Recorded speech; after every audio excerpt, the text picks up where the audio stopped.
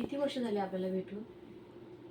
तुझ्या लग्नानंतर 8 वर्षानंतर आपण भेटत आहोत आणि तेही मी स्वतः तुला बोलली म्हणून तुम्हाला भेटायला आलेला आहेस. कसं रे तुला काहीच वाटत नाही माझ्याबद्दल?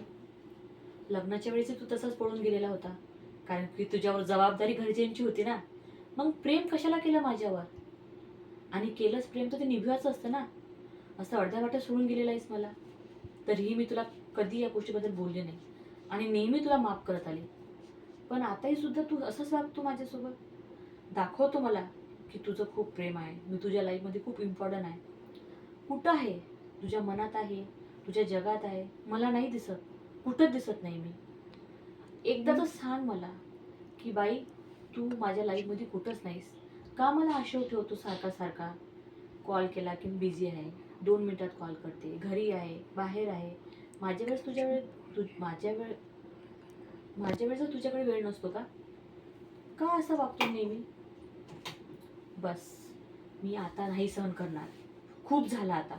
8 वर्ष, आपल्या नात्याला 25 वर्ष होत आलेले. तरी तुला जर माझी जाणीव होत नसेल माझ्या अस्तित्वाची, तर मला तुझी काहीच गरज लागणार नाही. आणि लक्षात ठेव, तुझ्या लाईफमध्ये मी सगळ्यात महत्त्वाची नाही आहे ना. माझ्या लाईफमध्ये तू सगळ्यात महत्त्वाचा होता. सगळ्यात पहिले तू माझ्या लाईफमध्ये यायचा आणि तुझ्या लिस्टमध्ये मी सगळ्यात लास्टमध्ये येते. हे मला कळून चुकलेलं आहे. खरंच झालं आता. खूप झालं. आता मी तुला याच्यानंतर माझा चेहराही बघणार नाही. मी हे विश मागणार देवाला की जेव्हा मी मरेल ना, तुझा हात सुद्धा माझ्या अंगावर नाही पडला पाहिजे. बस, लास्ट लास्ट आता नाही करणार याच्यानंतर तुला कॉल मी कधी. बस, जा तू निघून.